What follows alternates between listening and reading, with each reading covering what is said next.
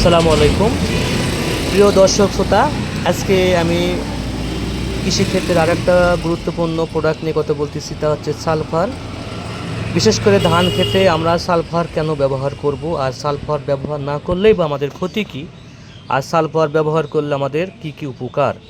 প্রথমত সালফার আমরা ব্যবহার করব ধান ক্ষেত্রে এর জন্যই যে ধানের গাছের ব্যাপকভাবে কুশি বৃদ্ধি করে থাকে।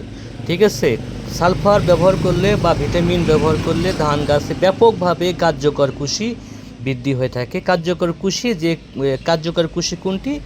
কার্যকর কুশি ওটি যেটির মাধ্যমে ধান বের হয়। ঠিক আছে, এটাকে বলা হয় কার্যকর কুশি। এবং এই কার্যকর কুশি যদি বৃদ্ধি করতে চান অবশ্যই আমরা সালফার ব্যবহার করব। এবং সালফার কখন ব্যবহার করব তার একটা নিয়মতান্ত্রিক অবশ্যই আছে এবং মাত্রাও আছে।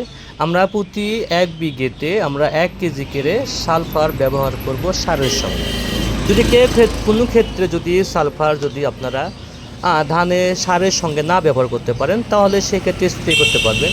কিন্তু আমরা লক্ষ্য রাখবো স্প্রে করার ক্ষেত্রে অবশ্যই আমরা মাত্রা অনেকটাই কমে নিয়ে আসবো।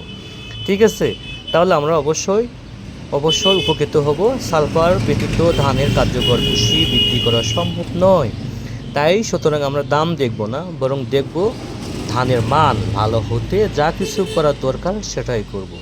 আজ বাংলাদেশ অনেক উন্নত একটা দেশ এবং কৃষক অনেক বিপ্লব ঘটেছে। কৃষক অর্থর ভয় করে না, কৃষক চায় ভালো একটা পণ্য যাতে সে ব্যবহার করে লাভবান হয়ে থাকে।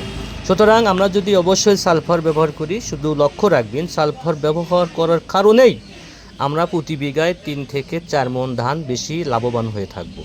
সুতরাং আমরা অবশ্যই জমিতে সালফার ব্যবহার করব, ভালো মানের সালফার, যেমন অটোক্রপ কেয়ারের, কুমোলাক্স, থিওফির, আরও বিভিন্ন কোম্পানি ভালো ভালো সালফার আছে। শুধু এই দুটো কথাই বললাম। ধন্যবাদ সবাইকে।